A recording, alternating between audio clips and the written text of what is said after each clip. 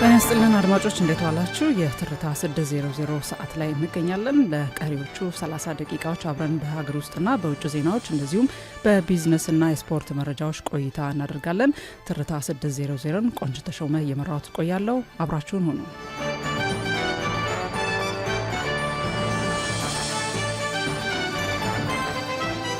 የሀገር ውስጥ ዜናዎችን በማስቀደም እንጀምራለን። የጉልበት ብዝበዛ ወንጀል ሲፈጽሙ የነበሩ ተጠርጣሪዎችን በቁጥጥር ስር አውሎ በምርመራ እያጣራ መሆኑን የአዲስ አበባ ፖሊስ ጠቅላይ መምሪያ ገለጸ።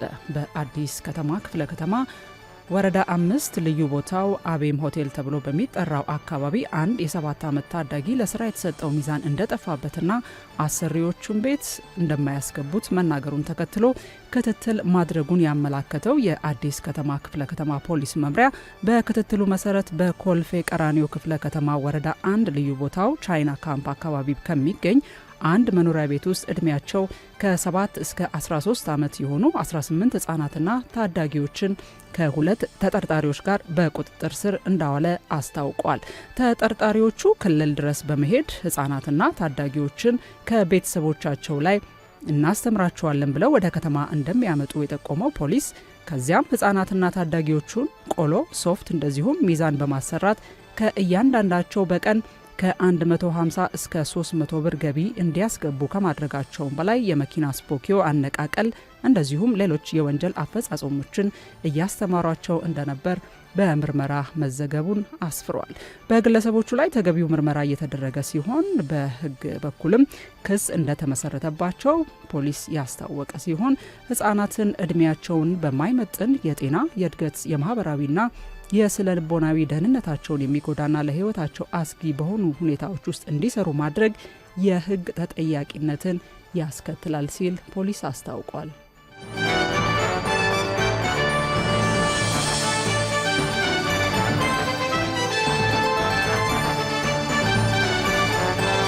የአስተዳደር ወሰንና የማንነት ጥያቄዎች ህገ መንግስታዊና ህጋዊ አሰራርን በተከተለ አግባብ ህብረ ብሔራዊ አንድነትን በሚያጠናክር መልኩ ምላሽ እንዲያገኙ እንደሚደረግ በፌዴሬሽን ምክር ቤት የማንነት የአስተዳደር ወሰንና የሰላም ግንባታ ቋሚ ኮሚቴ ገለጸ። የፌዴሬሽን ምክር ቤት በ6ኛ የፓርላማ ዘመን 5ኛ ዓመት የስራ ጊዜ አንደኛ መደበኛ ስብሰባ የማንነት የአስተዳደር የወሰንና የሰላም ግንባታ ቋሚ ኮሚቴ የ2017 ዓመት በጀት ዓመት የዕቅድ አፈጻጸምና ሪፖርትን በማዳመጥ የ2018 ዓመት የበጀት ዓመት እቅድ ላይ ተወያይቶ አጽድቋል።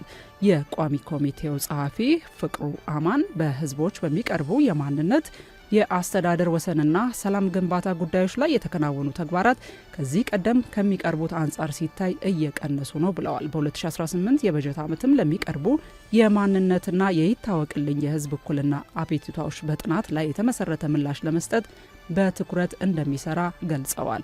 የብሔር ብሔረሰቦችና ህዝቦች የማንነት መገለጫ ጥናትን ለማስጀመር ከባለድርሻ አካላት ጋር የተጀመሩ የምክክር መድረኮችን በማስቀጠል ቀሪ ተግባራትን በማጠናቀቅም ወደ ስራ እንደሚገባ ተናግረዋል። በአስተዳደር ወሰንና ራስን በራስ የማስተዳደር ላይ የሚነሱ ጥያቄዎች ህገ መንግስታዊና ህጋዊ አሰራርን በተከተለ አግባብ ህብረ ብሔራዊ አንድነትን በሚያጠናክር መልኩም ምላሽ እንዲያገኙ ይደረጋል ብለዋል።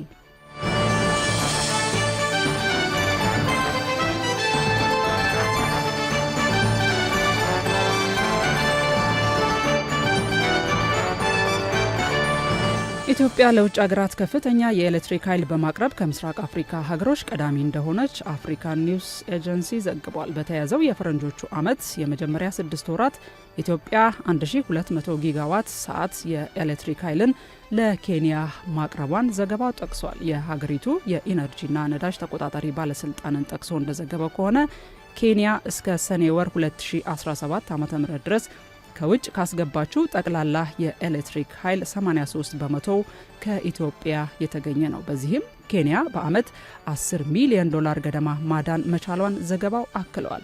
የኬንያ አጠቃላይ የኤሌክትሪክ ኃይል አቅርቦት ካለፈው አመት ጋር ሲነጻጸርም በ27.8 በመቶ ከፍ ብሏል። ይህም ኬንያ ከኢትዮጵያ ጋር የፈጸመችውን የኃይል አቅርቦት ስምምነት ተከትሎ የተመዘገበ መሆኑ ተገልጿል። እንደ አውሮፓውያኑ አቆጣጠር በ2025 አጋማሽ ላይ ኬንያ 751.95 ጊጋዋት ሰዓት ከኢትዮጵያ የገዛች ሲሆን ይህም በ2024 በተመሳሳይ ወቅት ከተመዘገበው 419.13 ጊጋዋት ሰዓት ጋር ሲነጻጸር ከፍተኛ ብልጫ የታየበት ነው ተብሏል። ኬንያ እየጨመረ የመጣውን የሀገር ውስጥ ፍላጎት ለማሟላትና የፈረቃ አገልግሎትን ለማስቀረት በአሁኑ ወቅት ከኢትዮጵያ ጋር የምታገኘውን አቅርቦት ከ50 እስከ 100 ሜጋዋት ለማሳደግ ድርድር እየተካሄደ መሆኑንም ዘገባው ጠቅሷል።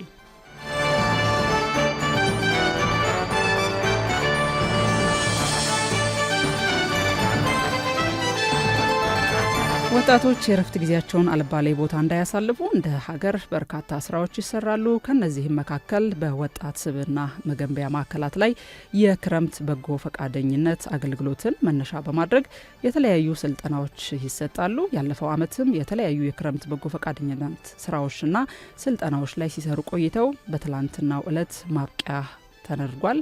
በፍቅር ግዛቸው በዚህ ጉዳይ ላይ ተጨማሪ ዘገባ አላት። አብረን እንከታተል።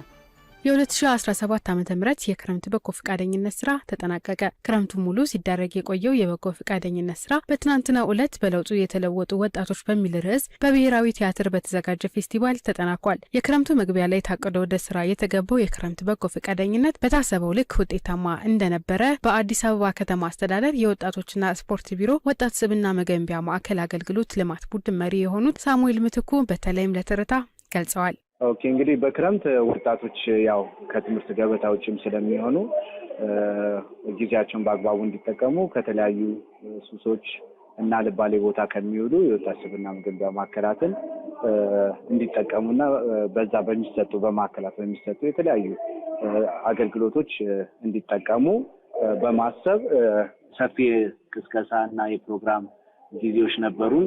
ክረምቱ ከመግባቱ በፊት እቅድ አቅደን የገባ ነው። በርካታ የሆኑ የክህሎት ስልጠናዎች ነበሩ። በዝንባሌያቸው በፍላጎታቸው ደግሞ በክበባት ተደራጅተው ተሰጧቸውን የሚያወጡበት የተለያዩ ክበባቶችን እንዲያገኙና በዛ እንዲያሳልፉ፣ እርስ በርስ እንዲመማሩ፣ እርስ በርስ እንዲተዋወቁ፣ ያቻላቻ ውይይት እንዲያደርጉ እንዲሁም ደግሞ በተለያዩ የበጎ ፍቃድ ስራዎች እንዲሰማሩ ብዙ ፕላትፎርሞችን አስቀምጠን ነው ወደ ስራ የገባ ነው። በዚህም ባለፈው እንዳሳወቅነሽ በርካታ ስራዎች ተከናውነዋል በወጣቶች። ስለዚህ ወጣቶች ያው ክረምቱን በተለያዩ የበጎ ፍቃድ ስራዎች ነው ሲያከናውኑ የነበሩ። የተለያዩ የኮምፒውተር ስልጠናዎች፣ የኮደር ስልጠናዎች፣ የቲያትር፣ የስነ ጽሁፍ አጻጻፍ፣ የጋዜጠኝነት የመሳሰሉትን የክህሎት ስልጠናዎች ሲወስዱ ቆይተው ትናንት ደግሞ ማጠቃለያውን ያደረግንበት ሁኔታ አለ። በትናንትናው ዕለት በብሔራዊ ቲያትር በለውጡ የተለወጡ ወጣቶች በሚለው ፌስቲቫል ላይ የተዘጋጀው የመርሃ ግብር ማስፈጸሚያ መሰናዶም በተለያዩ የኪነ ጥበብ ዝግጅቶች የደመቀ እንደነበረም አቶ ሳሙኤል አክለው ገልጸዋል። እሱም ያጠቃለልንበት ሂደት ፌስቲቫል በማድረግ ነው። የፌስቲቫል አካሄዳችንም ያው በአመት 2 ነው የምናደርገው። እንደዚሁ ክረምት ላይ በተለያዩ የበጎ ፍቃድና የክህሎት ስልጠናዎች ወጣቶች ከቆዩ በኋላ ስልጠና ሲያደርጉ የቆዩት በዘመናዊና በዳንስ ውድድር አካሄደን ነው ሁሌም በየአመቱ ስናደርግ እንደነበረው የምናጠቃልለው።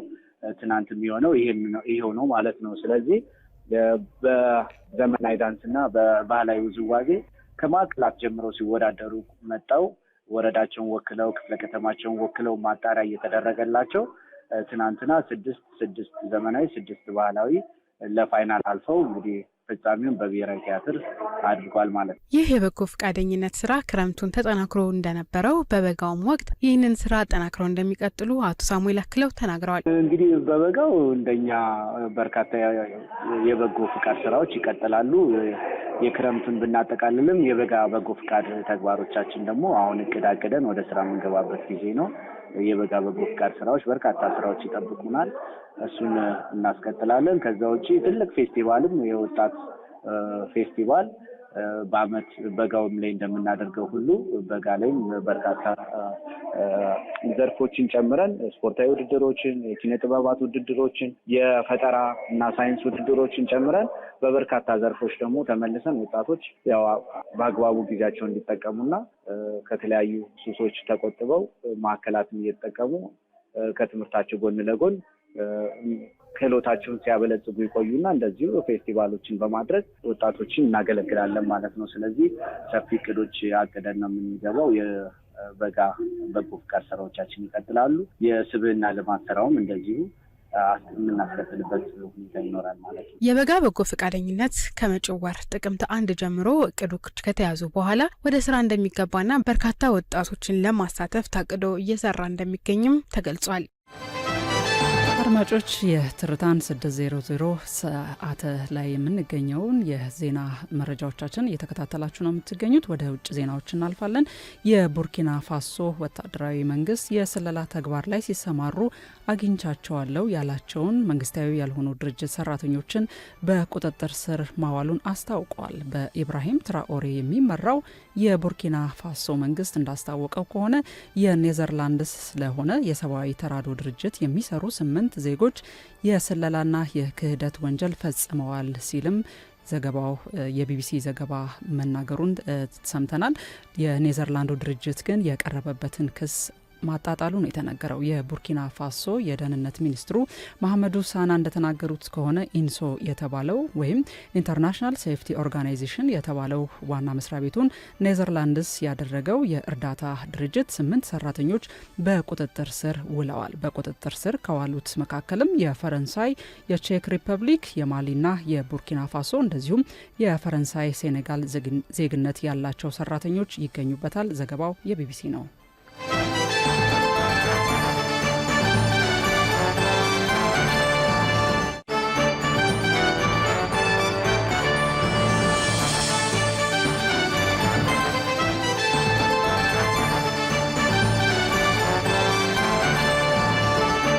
በመካከለኛው ምስራቅ የፕሬዝዳንት ዶናልድ ትራምፕ ልዩ መልእክተኛ ስቲቭ ዊትኮፍ በጋዛ የተኩስ ማቆም ዙሪያ ለመነጋገር በዛሬው ዕለት ግብጽ ካይሮ መግባታቸው የአሜሪካን መገናኛ ብዙሃን ዘግበዋል። ከዊትኮፍ ጋር ሆነው የትራምፕ አማች የሆኑት ጃሬድ ከሽነርም አብረው መጓዛቸው ተሰምቷል። የትራምፕ ልዩ መልእክተኛ ስቲቭ ዊትኮፍ እና ጃሬድ ከሽነር በሻርም ኤል ሼክ በጋዛ በተኩስ አቁም ዙሪያና በሐማስ ስር በሚገኙ ታጋቾች የሚለቀቁበት ሁኔታ ላይ በሚደረገው ድርድር ዙሪያ ለመሳተፍ ወደ ግብጽ አምርተዋል ሲል የአሜሪካኑ የዜና ምንጭ ኤክሲዮስ ዘግቧል። እንደ ዘገባው ከሆነ የአሜሪካን ከፍተኛ ባለስልጣናት በዶናልድ ትራምፕ የቀረበው ለእስራኤልና ለሐማስ የቀረበው የስምምነት ነጥቦች ፍሬያማ እንደሚሆን ተስፋ ተደርጓል። የትራምፕ ልዩ መልእክተኛ ስቲቭ ዊትኮቭ እና ጃሬድ ከሽነርም ታጋቾች እንዲለቀቁ እንደዚሁም በጋዛ ጦርነት እንዲያበቃ የሚያስችል ስምምነት ሳይደረግ ከግብጽ እንደማይመለሱም ያላቸውን እምነት ገልጸዋል። ባለፈው ሳምንት የአሜሪካን ፕሬዝዳንት ዶናልድ ትራምፕ በእስራኤልና ሐማስ መካከል ጦርነት እንዲያበቃ ለማድረግ ያስችላል ያሉትን ባለ 20 ነጥቦች ስምምነት ማቅረባቸው ይታወሳል። ከስምምነቱ ነጥቦች መካከልም በጋዛ ተኩስ እንዲቆም፣ የፍልስጤም እስረኞች እንዲፈቱና የእስራኤል ታጋቾችም እንዲለቀቁ፣ ሐማስ ትጥቅ እንዲፈታና ጋዛም መልሶ የመገንባት ሀሳብም ከቀረቡ የስምምነት ነጥቦች መካከል ይገኙበታል።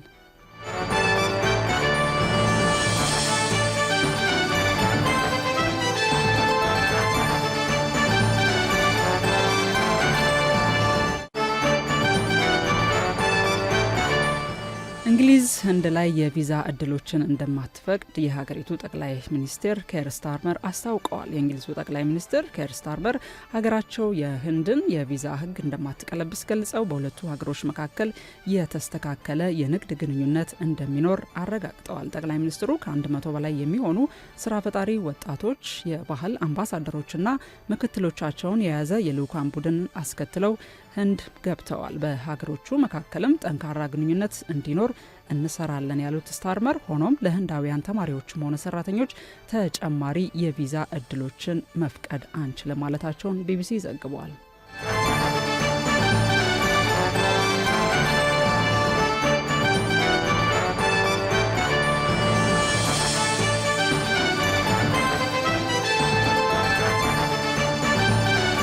አድማጮች የትርታን 600 ዜናዎች እየተከታተላችሁ ነው የምትገኙት። ትርታ 97.6 ኤፍኤም ላይ የሬዲዮ መስመራችሁ ይገኛል።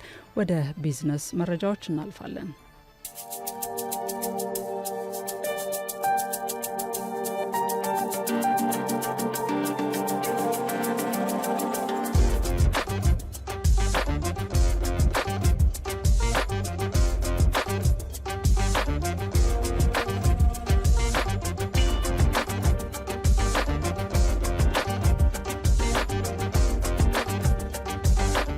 በትላንትናው ዕለት ጠቅላይ ሚኒስትር አብይ አህመድ በተገኙበት 7ኛው ታማኝ የግብር ከፋዮች የእውቅና ስነ ስርዓት ተካሂዷል። ግብር ክፍያ ስርዓትን በማዘመን የሌቦችን ቁጥር መቀነስ ተችሏል ሲሉም ጠቅላይ ሚኒስትር አብይ አህመድ ተናግረዋል።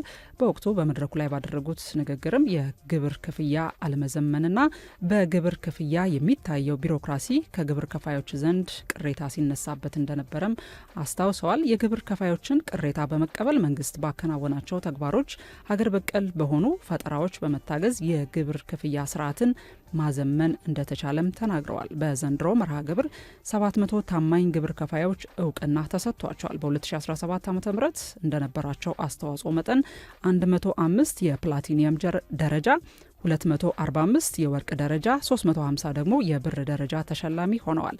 የጋራ አስተዋጽኦቸው በስራ ዘመኑ ከ900 ቢሊዮን ብር በላይ ግብር እንዲሰበሰብም አስችሏል። በተጨማሪም የገቢዎች ሚኒስቴርና የጉምሩክ ኮሚሽን በግብርና ቀረጥ አሰባሰብ ብቁ እና ግልጽ የሚያደርጉ የዲጂታል ስራዎችን አስጀምረዋል። ከነዚህም ውስጥ የኤሌክትሮኒክስ ደረሰኝ ስርዓት፣ የኤሌክትሮኒክ የጉምሩክ አስተዳደር ስርዓትና የጭነት መከታተያ ስርዓት ይገኙበታል።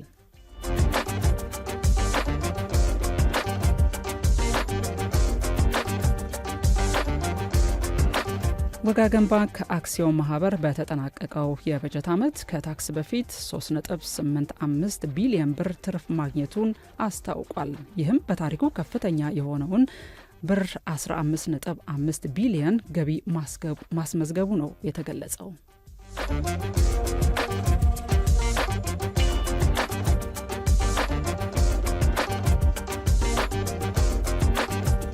ወደ መጨረሻው የቢዝነስ መረጃችን እናልፋለን። ኢትዮጵያ የአፍሪቃ ነጻ የንግድ ቀጣና ስምምነትን ተግባራዊ ለማድረግ ዝግጅቷን ማጠናቀቋን የንግድና ቀጠናዊ ትስስር ሚኒስቴር አስታውቋል። የዝግጅቱ መጠናቀቂያ የግብይት ማስጀመሪያ መርሃ ግብርን አስመልክቶም መግለጫ የተሰጠ ሲሆን በወቅቱም ኢትዮጵያ ዘርፈ ብዙ ጠቀሜታ እንዳለው የንግድና ቀጠናዊ ትስስር ሚኒስቴር አስታውቋል። የግብይት ማስጀመሪያ መርሃ ግብሩ መስከረም 29 በነገው ዕለት የሚጀመር መሆኑም ተገልጿል።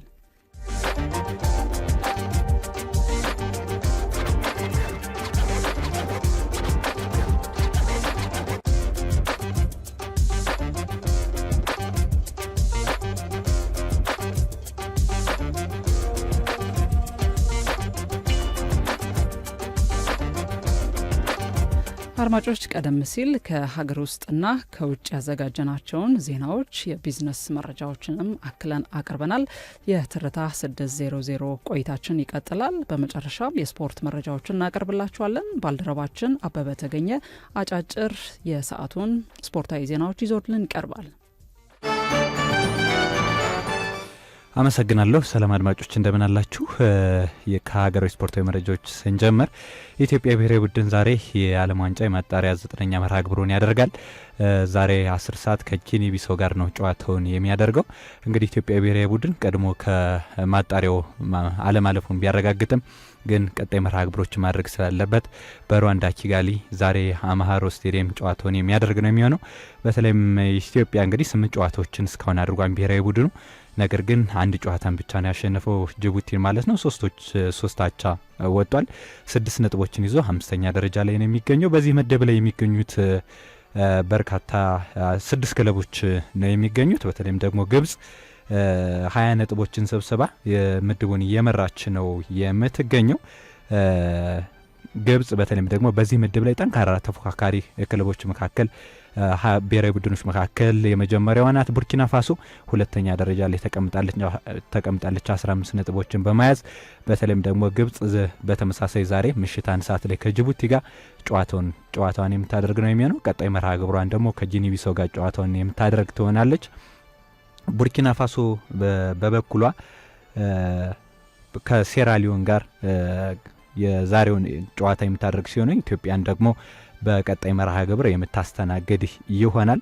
ከ1 እስከ 3 ያለውን ደረጃ ግብጽ፣ ቡርኪና ፋሶና ሴራሊዮን ሲይዙ 4፣ 5 እና 6 ደግሞ ጊኒ ቢሳው፣ ኢትዮጵያና ጅቡቲን የሚይዙ ነው የሚሆነው። በተለይም ደግሞ ግብጽ ከምድቧ የምታልፍበት እድል ሰፊ ነው በዚህ ምድብ ላይ ምክንያቱም በቀጣይ ዛሬ ማታ ጅቡቲን በቀላሉ ታሸንፋለች ተብሎ ይታሰባል። አይታወቅም የእግር ኳስ ነገር አበበ።